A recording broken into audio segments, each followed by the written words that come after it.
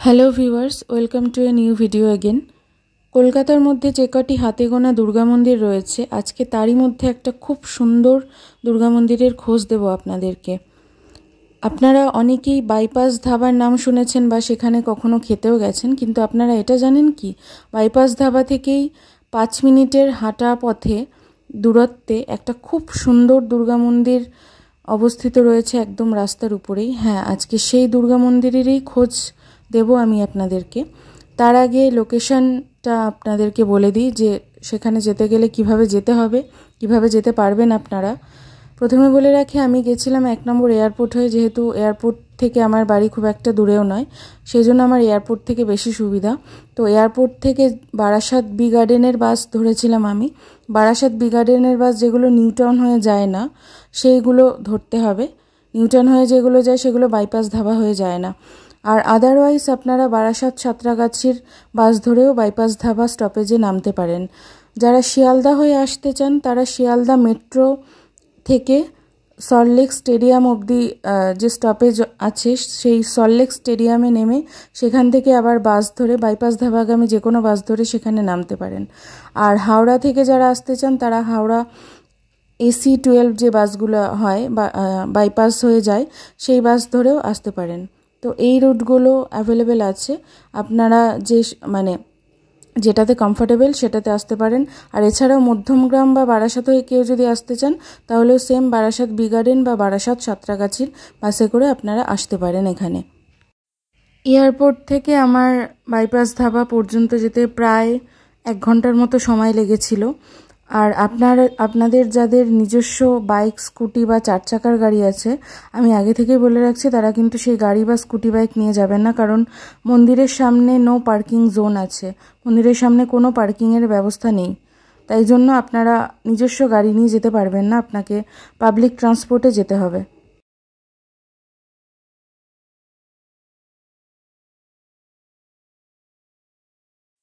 বাস আমাকে এই স্টপেজে নামিয়ে দিয়েছিল, আমাকে রাস্তা ক্রস করে ওই পাশে যেতে হবে, ওই পাশেই বাইপাস ধাবা পড়ছে।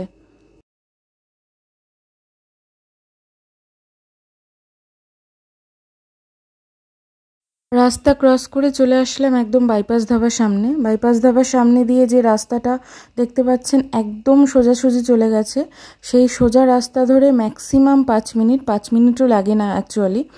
5 মিনিট প্রায় হাঁটলেই দেখতে পাবেন একদম রাস্তার উপরে ডান পাশে পড়বে আজকে আমাদের গন্তব্যস্থল মেট্রোপলিটন দুর্গাবাড়ি। এই যে দেখতে পাচ্ছেন রাস্তার উপরেই একদম দুর্গা মন্দিরটি অবস্থিত রয়েছে। মন্দিরের প্রত্যেকটা চূড়াতে বিকেলের রোদ পড়ে কি অপূর্ব সুন্দর লাগছে দেখুন। মন্দিরের একদম বাপাশে একটা ছোট্ট মতন জায়গা রয়েছে জুতো রাখার জন্য, স্ট্যান্ড রয়েছে, আপনারা সেখানে জুতো খুলে রাখতে পারেন, তার জন্য কোনো পয়সা দিতে লাগে না।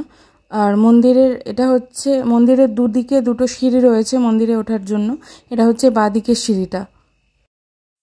মন্দিরের নাম মেট্রোপলিটন দুর্গাবাড়ি হলেও এই মন্দিরে মা দুর্গার বিগ্রহ ছাড়াও আরও প্রচুর দেবদেবীর বিগ্রহ এবং গর্ভগৃহ রয়েছে, এবং প্রত্যেক দেবদেবীর বিগ্রহ আমি আপনাদেরকে আজকে দর্শন করাবো, এবং প্রত্যেক দেবদেবীর সন্ধ্যারতিও আমি আপনাদেরকে আজকে এই ভিডিওর মাধ্যমে দর্শন করাবো। মূল মন্দিরের ভিতরে টোটাল 5টা গর্ভগৃহ রয়েছে, এবং প্রত্যেকটা গর্ভগৃহের উপরের দিকে চূড়া রয়েছে যথেষ্ট উঁচু, এবং সবথেকে উঁচু হলো মা দুর্গার যে গর্ভগৃহ রয়েছে তার চূড়াটা, এবং প্রত্যেকটি গর্ভগৃহের চূড়ার উপরের অংশে একটা করে পদ্মফুল রয়েছে, এবং প্রত্যেকটি গর্ভগৃহের 4টে কোণাতে 4টে করে পদ্মফুল রয়েছে, এবং এই পদ্মফুলগুলো যেন মন্দিরের সৌন্দর্যকে আরও বেশি আকর্ষণীয় করে তুলেছে।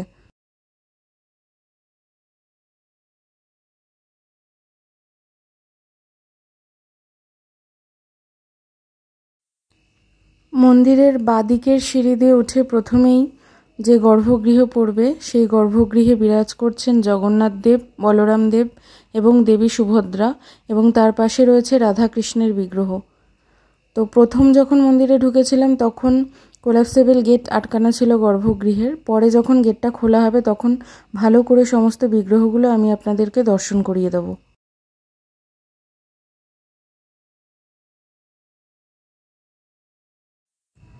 জগন্নাথ দেবের গর্ভগৃহের পিছনের অংশে মানে মা দুর্গার গর্ভগৃহের ঠিক ডান পাশে রয়েছে মহাদেবের গর্ভগৃহ। তার সামনে একটা হোমকুণ্ড রয়েছে, দেখতে পাচ্ছেন।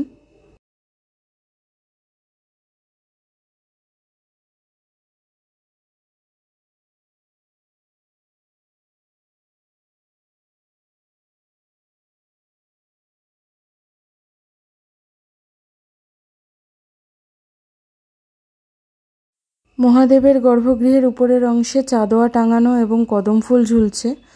আর মহাদেবের গর্ভগৃহে মহাদেব খুব সুন্দরভাবে সুসজ্জিত। এখানে মহাদেবকে বেষ্টন করে আছে বাসুকীনাগ, পাশে রয়েছে ত্রিশূল এবং ত্রিশূলে একটা শিঙাও রয়েছে এবং তার ঠিক সামনে অবস্থান করছেন নন্দী মহারাজ।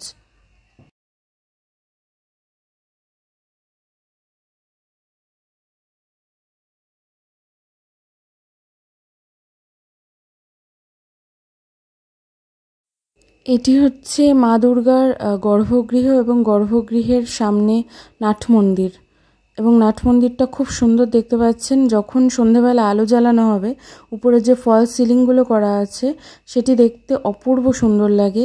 সন্ধেবেলা যখন আলো জ্বলবে তখন আমি আপনাদেরকে দেখিয়ে দেব। আপাতত গর্ভগৃহের সামনে এখানেও কোলাপসেবল গেট দেওয়া ছিল, তাই জন্য বাইরে থেকে যতটুকু সম্ভব দেখানো সম্ভব ছিল সেটুকু দেখাচ্ছি, পরে আপনাদেরকে ভালোভাবে দর্শন করিয়ে দেব।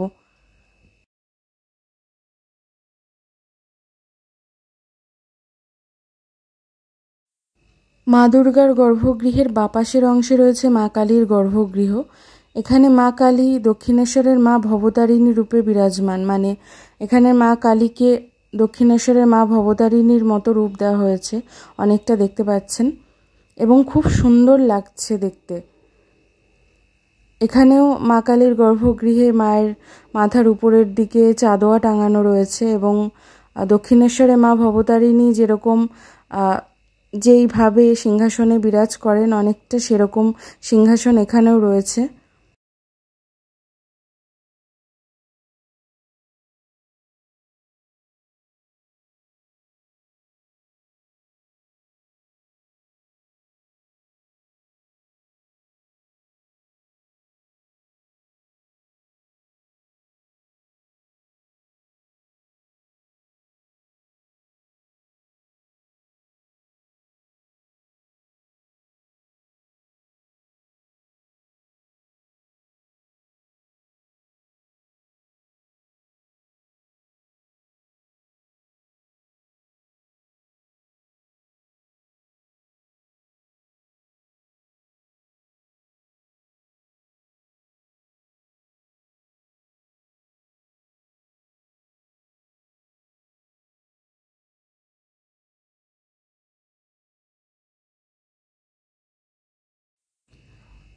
এই মন্দিরে প্রত্যেকটি গর্ভগৃহ প্রদক্ষিণ করার জন্য, প্রত্যেক দেবদেবীকে প্রদক্ষিণ করার জন্য আলাদা আলাদা স্পেস করা রয়েছে।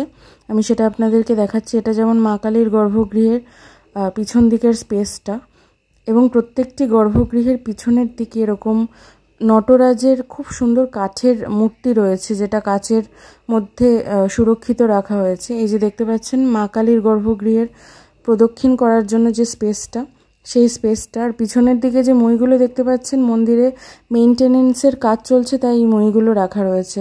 এটা হচ্ছে মা দুর্গার গর্ভগৃহের পিছনের অংশটা। এখানে নটরাজের মূর্তিটা সব থেকে বড়, খুব সুন্দর লাগছে দেখতে। এটা হচ্ছে মা দুর্গার গর্ভগৃহের প্রদক্ষিণ করার পিছনের দিকের অংশটা। আপনারা এরকম প্রত্যেকটি গর্ভগৃহকে প্রদক্ষিণ করতে পারবেন, তার জন্য যথেষ্ট স্পেস রয়েছে।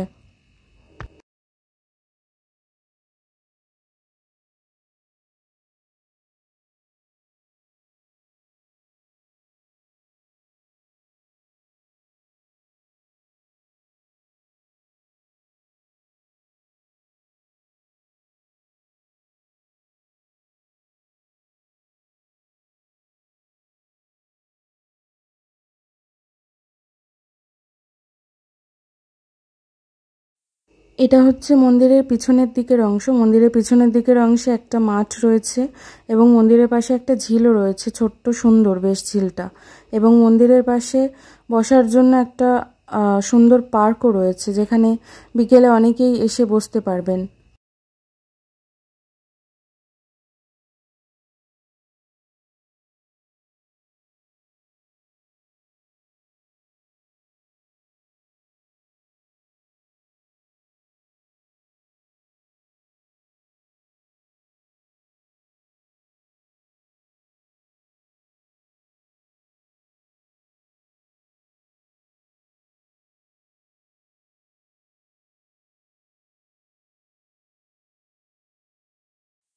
জগন্নাথ দেবের গর্ভগৃহের সামনের গেটটা অলরেডি খুলে দিয়েছে, দেখতে পাচ্ছেন। মন্দিরের সামনে দুপাশে দুটো তুলসী গাছ রয়েছে টবে রাখা এবং খুব সুন্দর। আর গর্ভগৃহের বাদিকে ধূপকাঠি, মোমবাতি বা প্রদীপ জ্বালানোর জায়গা রয়েছে, এই যে দেখতে পাচ্ছেন। আর ওই যে নিচে রয়েছে টবে খুব সুন্দর তুলসী গাছ, এটা দুদিকেই রয়েছে, বাদিকে একটা এবং ডান দিকে একটা।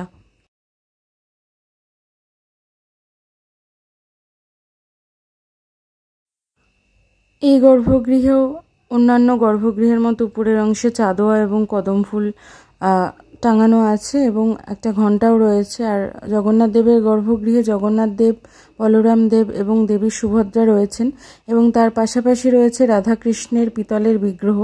খুব সুন্দর লাগছে দেখতে। এবং এই মন্দিরে রথযাত্রা উৎসব খুব ধুমধাম করে পালিত হয়। নেক্সট মান্থে রথ আছে, তাই রথযাত্রার প্রস্তুতি তুঙ্গে এই মন্দিরে।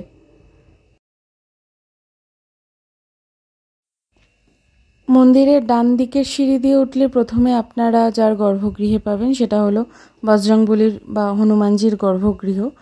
এই যে দেখতে পাচ্ছেন ডান দিকের অংশের গর্ভগৃহে একদম সামনের দিকে রয়েছেন বজরংবলীর গর্ভগৃহ।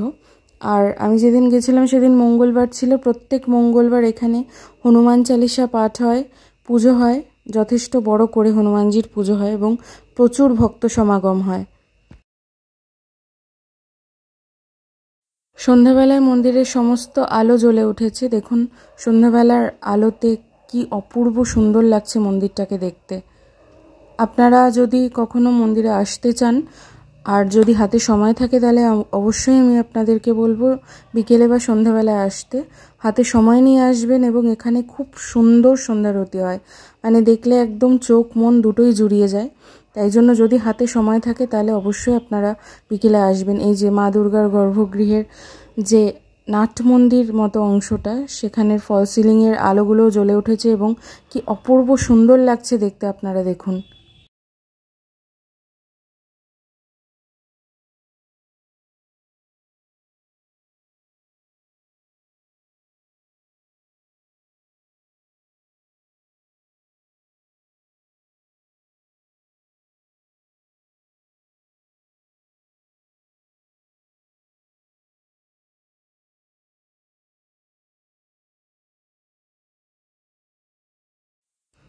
ততক্ষণে মায়ের গর্ভগৃহের সামনের গেটটাও খুলে দেওয়া হয়েছে।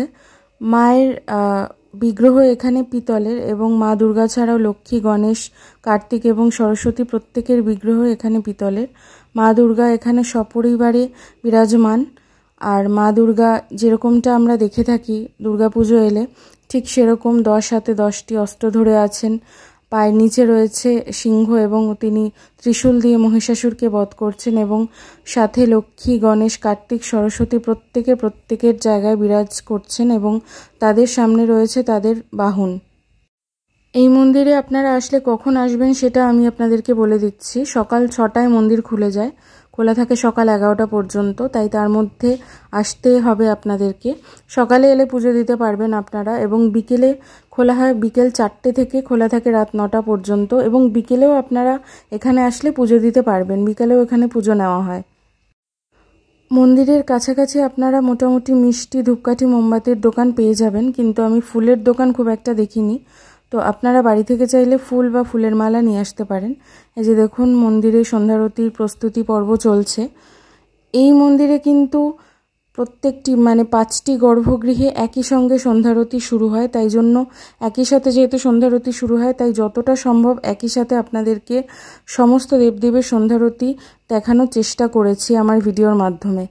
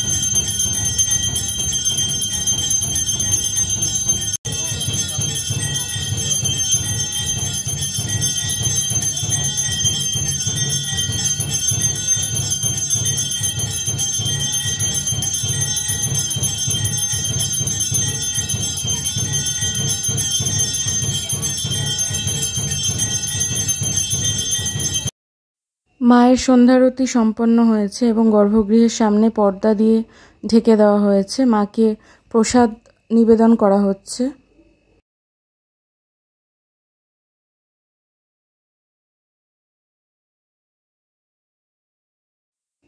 ওটা হচ্ছে মন্দিরে ওঠার ডান দিকের সিঁড়ি। ওই সিঁড়ি দিয়ে উঠলে আপনারা প্রথমে বজরংবলীর গর্ভগৃহ দেখতে পাবেন।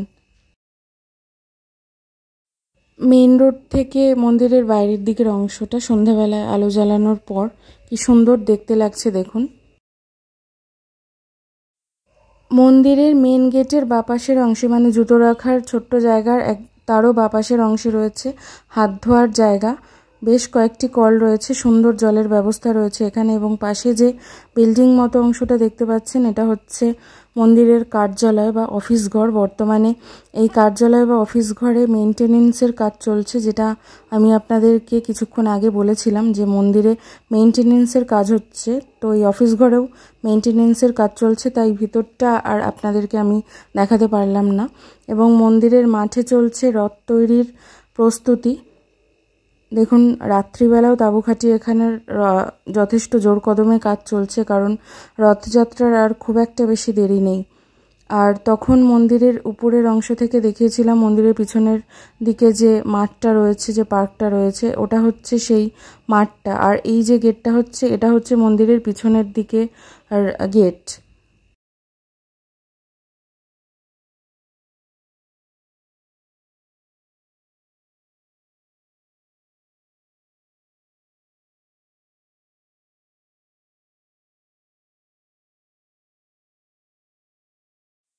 সন্ধেবেলায় এই মন্দিরে আসা প্রত্যেক দর্শনার্থী বা ভক্তদের জন্য লুচি প্রসাদের আয়োজন করা হয়ে থাকে। তাই জন্যই মন্দিরের সামনে সমস্ত ভক্তরা এখানে জড়ো হয়েছে লুচি প্রসাদ নিতে। আমার আজকের ভিডিওটা এই পর্যন্তই ছিল। ভিডিওটা কেমন লাগলো সেটা অবশ্যই আমাকে কমেন্ট করে জানাবেন। ভালো লেগে থাকলে নিজের বন্ধুবান্ধব এবং কাছের মানুষের সাথে শেয়ার করে দেবেন এবং একটি লাইক করে দেবেন। আর চ্যানেলে নতুন হলে আর আমার পাশে থাকার জন্য প্লিজ চ্যানেলটিকে সাবস্ক্রাইব করে দেবেন। আর পাশে থাকা বেল আইকনটি প্রেস করে দেবেন, যাতে সমস্ত নতুন নোটিফিকেশন পেতে পারেন। দেখা হচ্ছে আপনাদের সাথে নেক্সট ভিডিওতে। ততক্ষণের জন্য সবাইকে টাটা। সবাই ভালো থাকবেন। সবাইকে অনেক ধন্যবাদ।